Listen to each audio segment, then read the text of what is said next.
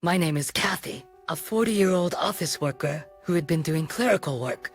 I was living with my husband Bob, who is 3 years older and works at the same company, but we don't have any children.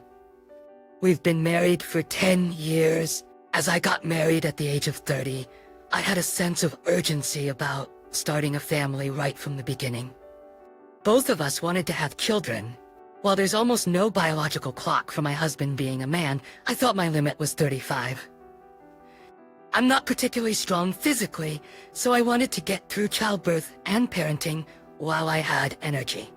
However, my wish did not come true. Bob and I started trying to conceive immediately after our wedding, but there were no signs of pregnancy, so we decided to get tested at an obstetrics and gynecology clinic. The results showed that I had some problems, which made it hard for me to get pregnant. It wasn't like I couldn't get pregnant at all, but the odds were very low and I was told it would be difficult. Bob was disappointed and said, "Can I become a father?" Seeing him like that, I couldn't say anything. We continued to try for a child with a slim hope, but in the end, no child came to us. I tried to cheer up my downcast husband by saying, "It's not the end of the world. Let's enjoy our life together as a couple." He also seemed resigned, saying, "Yeah, there's nothing we can do about it, so I guess just go with the flow." However, gradually Bob began to change. When we were walking around town and saw a family with children, he would say, "If I had a kid, I wonder if I would be enjoying a family outing like that on my weekends." And sigh. When we were invited to a coworker's house and saw their children, he would say things like, "You're so lucky to have kids," and seemed envious. I wondered if he couldn't give up on having a child deep down, and I felt uncomfortable. And then Bob began to grow cold towards me. When we were trying to conceive, he had been very proactive in helping out with the housework, saying that I shouldn't overdo it because it could affect my ability to get pregnant. He would always be the first to say, "I'll carry that," when something heavy needed lifting. And he was a kind husband who cared for me. On weekends, he would always take over the household chores, saying that I do them during the week. But once he knew I couldn't have a child, he stopped doing anything. I'm tired and housework is a wife's job, right? With that, he spent his weekends just lazing around. He was either sleeping or playing with his smartphone. Suddenly, I had more to do, and my health began to deteriorate. When I had a fever or stomach ache, he would say, "I don't know, do it yourself." And he wouldn't even take care of me. I couldn't say anything to him. After all, it was true that I was the reason it was hard for us to have a child. I wondered if I should get a divorce. It was just when I thought things were going well. Bob was transferred. Apparently, he was chosen for a big project at one of the affiliated companies. The subsidiary was across the state line, so he ended up moving for work. I naturally thought I had to go with him, but he said, "You don't need to come. I'll be going alone." Hearing those words, I took some time to think. Maybe he was just frustrated and cold towards me because I couldn't bear a child. Living separately for a while might help calm his feelings, and we might return to our peaceful relationship. I agreed, saying, "All right, I'll stay here. Take care." I saw him off. After he was transferred, he would return home only about once a month. Even when he returned, he would soon say he was busy and had to go back. That was usual. But I was happy to see him even for a short time, because if he really disliked me, he wouldn't come back. After Bob went alone, he began to change. At first he was the same as always, but as time passed, he became kinder. He would bring me souvenirs, saying, "I bought something for you. Enjoy." Or he would go shopping with me, despite having limited time. He would check up on me, asking, "Is there anything troubling you?" I completely thought that he had returned to his kind self. Initially, his work assignment was for 1 year, but he ended up staying there for 2 years. The project schedule was significantly delayed. By the time the second year of his assignment came around, he stopped making any remarks about me not being able to have children when he saw families with children in town. Rather, he said, "We couldn't have children together, but I've given up on it." I was relieved to hear that he had given up. 2 years later, he completed his work assignment and returned home to me. "Welcome back. You must be tired." And home. Finally, we can live together. With such calm exchanges, we resumed living together. But those peaceful days quickly crumbled. After returning, he told me something. There's a young girl in my family who had a baby before getting married. She says she can't raise it by herself because she's too young. Would you be open to us adopting the child? He suddenly proposed. Taken aback by the sudden proposition, I asked, "What's going on?" To which he said, "We couldn't have a child after all. I'm suggesting we adopt this child and raise it as our own." Overwhelmed by the unexpected turn of events, I said, "Let me think about it," and ended the conversation. But I felt something was off about his story. His family lived far away, and we didn't have much contact with his parents. Our relationship was so distant that we only exchanged Christmas cards once a year. We didn't have a wedding ceremony, so I didn't know his relatives well. Reluctantly considering adopting a child from someone I hardly knew, I told Bob, "Could I meet the child's parents? I'd like to know what kind of people they are."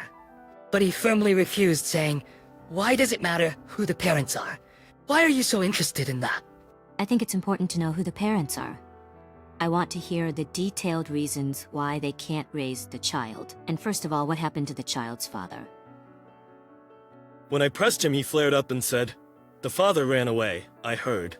Stop snooping around about the parents." Being told to suddenly take in a child of a complete stranger, you don't just say, "Sure, why not?" What on earth are you thinking? I couldn't help but respond in a harsh tone. Then he shouted, "Enough! If you refuse to take the child in, it's over between us. Get out right now." I felt as if I had heard his true intentions in those words. He wanted a child at any cost. My existence didn't matter to him. That's what I came to believe. I also felt I had reached my limit. All right, I'll gather my things and leave then. I quickly packed up my belongings and left our home. That day, having nowhere to go, I found shelter in a motel near the train station. The divorce procedures with my husband went smoothly. We settled everything through a lawyer to avoid any disputes, and issues such as alimony, property division, and other matters ended without any hiccups. Feeling awkward working at the same company as him, I quit and found a new job. I was proficient in using a computer and also had administrative assistant certifications, so I managed to get hired at a small law firm. Adapting to my new workplace took a little time, but somehow I managed to work every day and lead a peaceful life. Having lived separately from my husband for 2 years, I had gotten used to coming home to an empty room. And he was holding a small child. Seeing me at the reception, he exclaimed, "Why are you here?" He was in shock. Why wouldn't I be here? I work here, it's obvious, isn't it? Upon hearing this, his face instantly turned pale. I was curious about the child he was holding, but first I escorted him to my supervising attorney. And there I learned a shocking truth. "Sir, I've been suspecting that this child, who was born a year ago, doesn't resemble me at all. I'm doubting if it's really mine," he said. I was recording their conversation as a clerk. And while working, it dawned on me, he had cheated during our marriage and had a child from it. Considering the age of the child and the period of pregnancy, it was clear that the child was conceived around a year after he went on a business trip. And then I remembered that he had been unusually kind to me since then. I realized that he might have felt guilty. It seemed like his current wife was his junior from work. Each time he explained something, he would glance at me with a pale face. It was natural. After all, his ex-wife, whom he tried to leave with the child of his affair a year ago, was right there. In the end, he said, "All right, I will take a DNA test first and then reconsider." With these words, he left with a downcast look. I told my lawyer, Mr. Williams, about my divorce from last year when my ex-husband returned at the end of the day. Mr. Williams was quite surprised and asked, "You can claim alimony for infidelity within 2 years of discovery. What's your plan?" I said, of course I want it. I want to claim it from his mistress too. "Well then, let's start the procedures right away." Thank you very much. In the end, I claimed alimony through my lawyer, Mr. Williams, from my ex-husband and his current wife, who was his mistress. To prevent them from evading it, I sent the claim not only to their home, but also to their workplaces and his in-laws' place. Then I got a call from my ex-husband right away. "What's this claim all about, huh?" It's an alimony claim for your infidelity. We're already divorced. There's no way I'm paying alimony. That's not true. You can claim alimony for infidelity within 2 years of its discovery. We divorced a year ago and your infidelity just came to light, so it's well within the claim period. At that point, a woman's voice I didn't recognize told him to change, and she took the phone. Hello? What's with this claim? Caught off guard by her sudden outburst, I asked, "Who am I speaking with?" I'm his wife. Take back at least my part of this claim. But it's only natural to claim alimony when I've been cheated on. Listen here, he said he was single. I thought he was single, so I went out with him. I didn't know he had a wife back then. I don't care about that. Even if he lied about being single, the fact that you had an affair with my husband doesn't change. I'll take a neat $20,000 from each of you. Our child will need money as they grow. There's no way we can afford such a huge amount of $40,000. That's not my problem. You're working too. And he's in a decently high position, so I don't think there's a financial issue. You know, because you sent that claim, he got demoted and had a pay cut, and I got downgraded from a full-time employee to a part-time one, and my income dropped. We can't afford to pay such a huge amount. She said, hysterical. Well then ask your parents to cover it. I won't back down one bit. Well then, ask your parents to cover it. I won't back down one bit. SNN XG7662 1D7 I absolutely won't pay. I'm not paying. SNXG762 and 03 NEQ 18775. She shouted, and he came back on the phone. SNXG762 and not 00187075. Just as my wife explained, we're gonna be in a tough financial situation. Could you please drop the claim? SNXG 762 and 3 Neo, MAX 001 and 075. No, I absolutely won't drop it. By the way, let me tell you something good. Since we're at it, I said to him, SNXG 762 N83NE MAC 0019775. What's that? SNXG 762 N83 NE MAX 705. Do you remember we had a fertility test a few years ago? SYN XG 762 N83NE MAC 7075. Oh yeah, we did. XG 762 and 83 NE MAX 0197075. Although it turned out that I had a problem, actually, the test results showed that you also had a problem. SNXG 762 and 83 NE MAX 00775 001977075. What?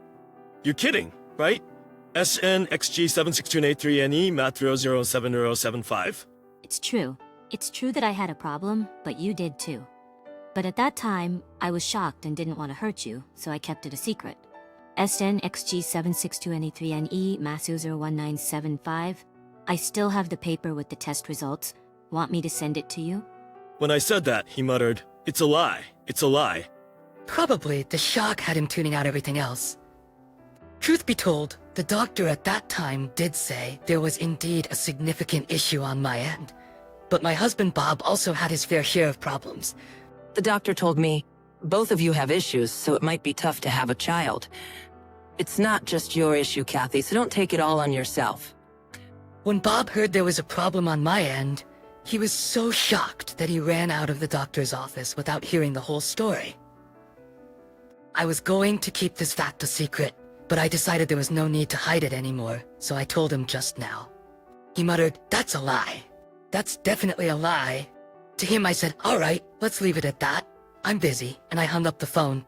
After that, I managed to get exactly $20,000 in total for emotional distress from each of them. $40,000 in total. She didn't want to pay, so it seems Bob took on the entire burden. Afterwards, it appears Bob did have the child undergo a DNA test. Turns out the child is not his, just as he feared. Apparently, he's considering divorce with his wife, but since he'll have to pay child support and emotional distress compensation to her, he's forced to continue his reluctant marriage with his current wife, who is his affair partner. As he doesn't even have the financial leeway due to his demotion. The reason he wanted me to raise his child with his affair partner, it turns out, was because the affair partner is quite a strong-willed woman. He told me himself, when he came to pay the emotional distress compensation, that if he had custody of the child, he planned to find some excuse to break up with her. Recently, his relationship with his wife has become strained, and the atmosphere at home is tense. At work, everyone looks down on them as the adulterous couple, and he seems to be having a tough time. As for me, I'm completely used to my single life and living peacefully. I have plans to go on a trip with my friends during the next long holiday. Even though I'm alone now, my days are fulfilling with work and socializing with friends.